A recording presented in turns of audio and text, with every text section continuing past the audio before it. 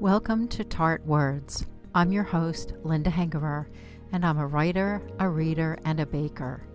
I talk to writers about their latest book and what inspires them, chat with fellow author Suzanne Fox about what writers can learn from reading their favorite authors, and share fast and easy recipes for anyone looking for a sweet treat. Join me as I share Tart Bites, Tart Thoughts, and Tart Words. Today my guest is Annette Dashofy. She's the USA Today bestselling author of the Agatha Award-nominated Zoe Chambers mystery series about a paramedic and deputy coroner in rural Pennsylvania's tight-knit Vance Township.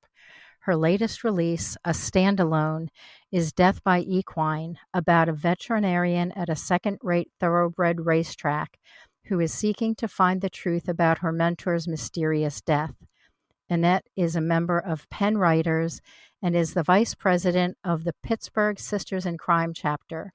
She and her husband live on 10 acres of what was her grandfather's dairy farm in southwestern Pennsylvania with their very spoiled cat, Kensi. You can find more about Annette as well as what books are available to purchase at www.annettedashofy.com. And I'll have that information in the show notes, so don't worry about catching that right now. Welcome, Annette.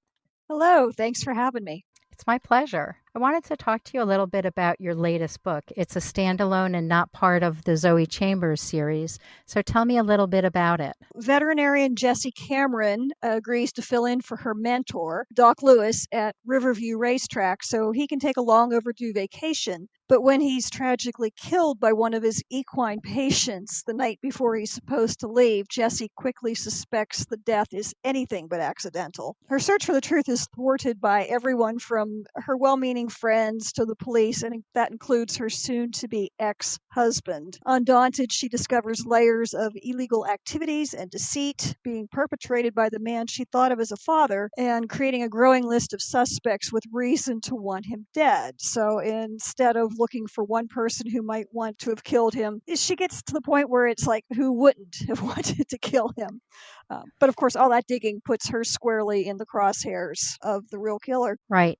Unraveling unraveling the layers of an onion, but it's really peeling back the layers of an onion for finding the character of the man that she thought she knew and who he really was. Yeah, it's really about misplaced trust on her part. Okay. How did you get the idea for this character? First of all, I wrote this book a long time ago. I wrote it, the first draft of it, probably back in 2005, something like that. So it's been a long time in the works. But even longer before that, at one point, I had horses, and a friend of mine who had horses had an emergency at her place, and she called me in total hysteria, to come help her. And I went, and I pretty much did exactly the same thing that the vet did once he got there. And she had said to me at that point, you should have been a vet.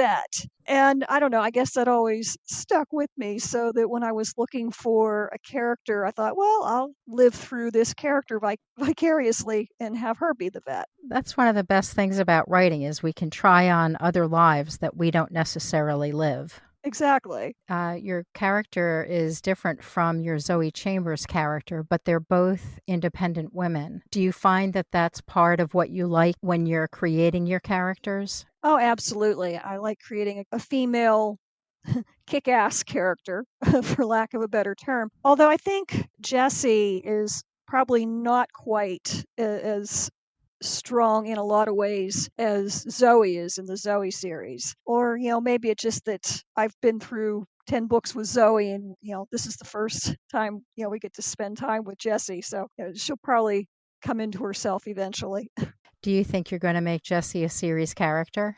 When I wrote it originally, this was supposed to be the first of a series, and I had a couple agents for it, and it never sold, which is why it's been so long, actually getting out there. I don't think I'll go beyond this one, but I never say never. The problem is I wrote a second book in this series, but really wouldn't play, let's say now. Okay. Times have changed, Right. technology has changed. It doesn't really fit. It would be starting over from scratch. Okay. And I'm kind of tied up with other writing projects, so I don't see it happening, but like I said, I never say never. Right. Are they set in the same general area? Could Jessie be a character in one of Zoe's mysteries, or is that not really likely? It's not likely, but I'll tell you, I changed the setting during this last round of revisions. And yes, I decided, hey, I had created Monongahela County for the Zoe series. So I decided, well, what the heck? The racetrack is not in Vance Township, but it is in Monongahela County. So there's a possibility they could cross paths. Okay. I always like to see how writers use the world they've created. You've made up a fictional township and county, but it's probably based on something you're already familiar with. So when you've already created one world, why reinvent another wheel and create a separate second world if you can use the first one? Yeah, and originally in that first draft, that long ago first draft, I had it set in a real location, although the racetrack was fictional. Mm-hmm. And I was afraid setting it in a real location could open me up to possible lawsuits Right. for having bad things happen in real places. Right. So I decided it was just a very easy tweak to move it into my fictional location, make use of that. Bad things happen in places I make up, and good things happen in real places. Yeah. Do you have a writing schedule? A writing schedule, yeah, it occasionally changes, but I do the bulk of my drafting, my first draft, in the morning. I get up very early because my husband goes to work very early. So I get up, get him off to work, have coffee because nothing happens before coffee. And then I used to jump right in and write, but lately it's changed to where I do a little bit of social media and then have a quick breakfast. And then by 8 o'clock, I'm on the computer and I'm writing. And I write for the biggest part of the morning. And then after lunch, I switch gears and I'll either work on editing another book or do marketing or accounting, businessy stuff. It's like I Mm-hmm. switch right brain and left brain from morning to afternoon. Right. Do you outline? Sort of. I've been a plotter and I've been a pantser, and I'm kind of a hybrid now Mm-hmm. because anytime I've tried to write by the seat of my pants, I end up with too much revision that has to be done. I always know before I start who done it, who the killer is, and I know Mm-hmm. why. And I know a few plot points along the way, twists and turns. And generally, the first 50 pages or so, I do write by the seat of my pants just to get into the story. Right. But then after that, I've got those plot points. So I like to think of it as a road map, like a cross country road map with a couple stops along the way. But what happens between point A and point B and point B and point C, it can go just about anywhere. Right. You can take a little detour. You can take the road less traveled if it seems like it would be more scenic. Right. I do Exactly. something similar. I like to have a title. I like to know who the killer is because for what I write, the past informs the present. And without knowing what the past Yes. is, I can't write adequately about the present.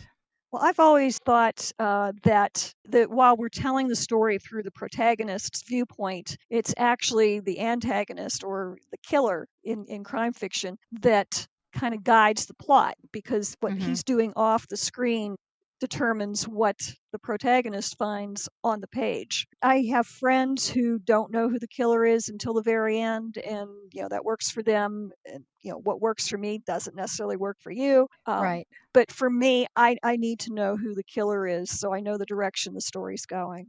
Yeah, that's how I am too. And writing, everybody's writing is different. What works for you may not work for me. What works for you in this book may not be the same in another book when you're writing. Exactly. Exactly. Do you have a creative outlet that you practice? Do you sew or craft or cook or something that helps refresh your writing?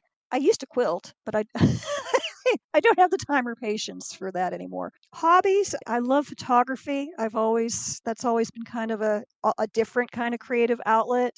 Mhm. So going out and taking pictures does recharge my batteries. And if we ever get out of this long, cold winter, I look forward to getting back into my vegetable garden. I didn't do a lot of vegetable gardening last year, actually the last 2 years, because my husband had a shoulder injury, so he couldn't Mm. get out and help me with the work. But he's doing better now, and I'm eager to get out and stick my fingers in the dirt once it's not frozen.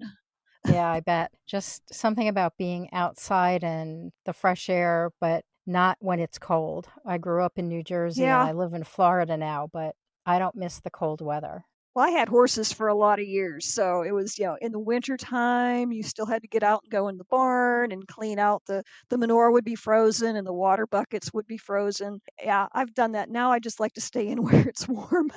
Yeah, I totally understand that. What's next after Death by Equine? Do you have another Zoe Chambers book coming out? I do. I've signed a 3-book contract with a new publisher to continue the series.